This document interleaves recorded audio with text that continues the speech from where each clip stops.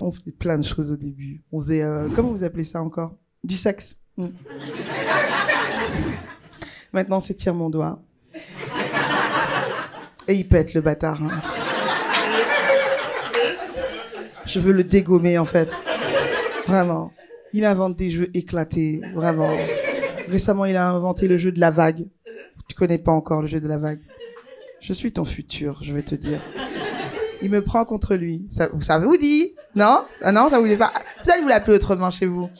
Il me prend contre lui. Moi, je pense qu'on va passer un moment câlin, tu vois. Après, il prend la couette. Là, tu vois ou pas? Après, il est là avec la couette. T'as vu, ça pue, hein? Ben oui, ça pue, bâtard!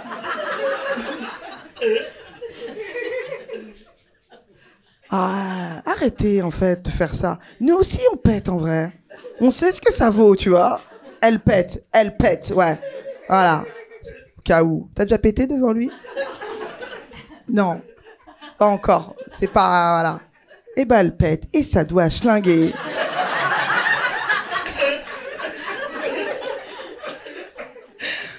D'ailleurs, en venant, là, je suis venue par le métro et il y avait une jeune fille qui était dans le métro et la pauvre, elle était trop mignonne, mais elle a fait un truc de ouf, elle a pété et tout le monde l'a regardée.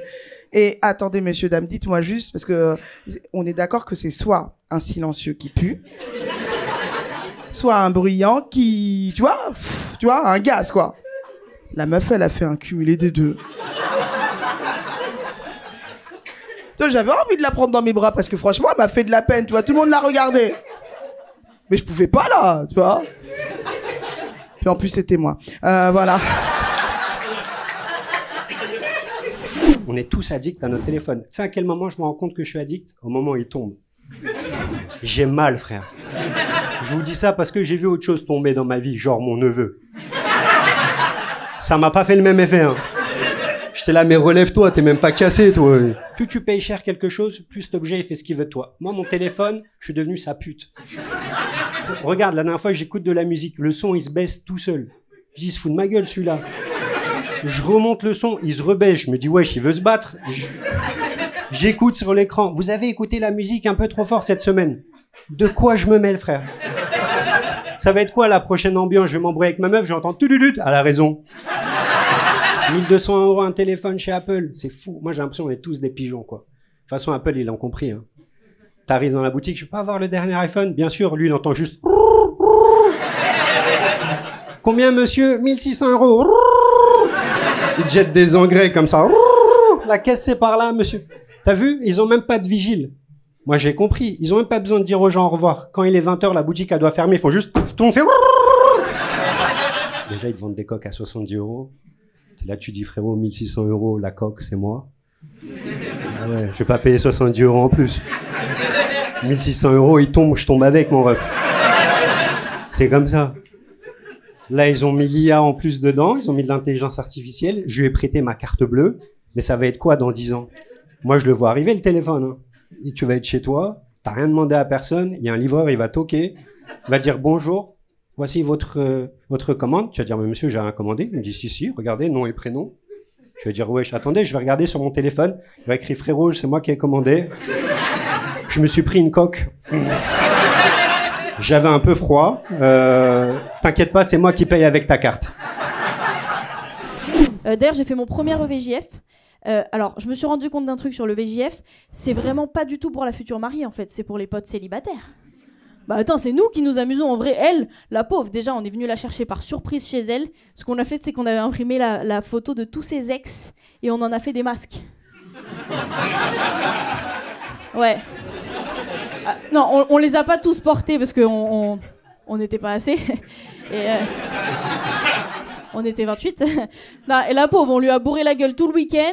On l'a fait danser avec un stripteaseur. On l'a déguisée en sumo. Je me suis dit, putain, elle a enterré sa vie de jeune fille, mais elle a surtout enterré sa dignité, la pauvre. Non, mais c'est ça, je me suis rendu compte. Alors que l'EVG, c'est différent. EVG pour les mecs, le mec qui va se marier, il kiffe sa vie. Ah, bah, il kiffe sa vie. Les potes, un peu moins limite. Parce que je vous ai cramé, les mecs. Je vous ai cramé, j'ai vu des vidéos de VG. Vous êtes tout à fait capable d'organiser des putains de vacances. Non? C'est quoi ce programme de folie? Eh, je viens d'arriver à Paris. Paris, c'est une ville de fous, d'accord? Paris, c'est un asile à ciel ouvert. C'est la ville en France où il y a le plus de mecs qui parlent seuls dans la rue. Eh, des pères de famille, hein.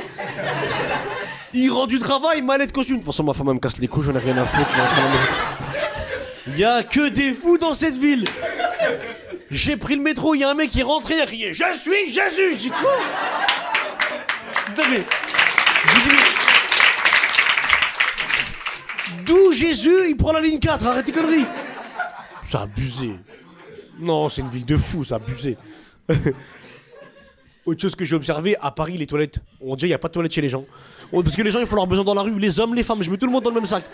Sauf que les femmes, quand elles font leur besoin dans la rue, elles sont bien organisées. En général, elles sont deux. Une qui fait le guet, une posée entre deux voitures comme ça. L'autre jour, je me balade, celle qui faisait le guet, elle était sur son téléphone. Ce qui veut dire qu'elle m'a pas annoncé. Elle a pas crié « Ah, ah, ah !» Celle qui est entre les deux voitures, on s'est regardé comme ça, yeux dans les yeux. Et j'ai lu dans son regard « Ah, la bâtarde, elle m'a rien dit !» Vous avez vu là qu'ils veulent faire du stand-up dans les trains, la SNCF? Vous avez vu ce truc-là? Ouais. Apparemment, ils veulent faire ça dans le wagon-bar. C'est pas étonnant, c'est déjà là qu'ils font leur meilleur sketch. Le sandwich triangle à 18 €. Apparemment, ça va être vraiment stand-up normal, classique et tout, juste la chute des blagues arrive 10 minutes en retard. C'est marrant, parce que jusqu'ici, le seul humoriste qu'on avait vu sur des rails, c'est Pierre Palmade, quoi. Voilà, je suis pas... Après, moi, je mets jamais une grosse ambiance quand je monte sur scène.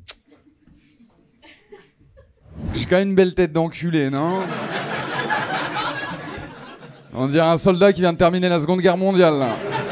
Après une lourde défaite, quoi. J'ai même vu des gens qui m'ont vu et qui se sont dit « Qu'est-ce qui se passe? C'est un meeting de Bardella ?» Non, la moustache, il aurait jamais osé. Trop tôt, trop tôt. Et maintenant, il y a des manifestations de néo-nazis à Paris. Vous avez vu ça? Dinguerie, quand même, non? Je me dis, faut pas que je les croise. Ils vont me prendre pour leur mascotte, les bâtards. Viens porter le drapeau. Non, non, je vais bruncher, les gars. Laissez-moi tranquille. J'ai grandi dans les années 90. Je suis un peu de la génération Club Dorothée. Il y a des gens de la génération Club Dorothée sur dans la salle? Ouais, quand même pas mal. Moi, j'ai commencé à regarder Club Dorothée quand on a fait la chanson du cannibale. Je sais pas si vous vous rappelez. La chanson s'appelait La machine à laver. Et dans le clip, elle se faisait cuire dans une marmite par des noirs dans la savane, tu vois.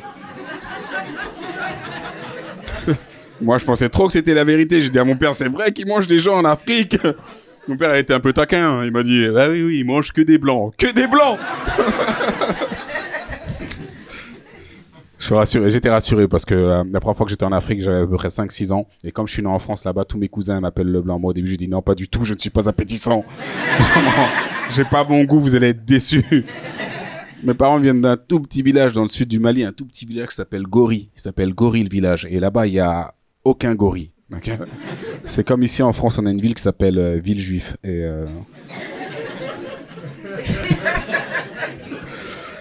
à Villejuif, il n'y a aucun gorille. Voilà, aucun gorille. Je tiens à ma carrière, les amis, je débute. Voilà. Faut pas déconner. Ouais, oui.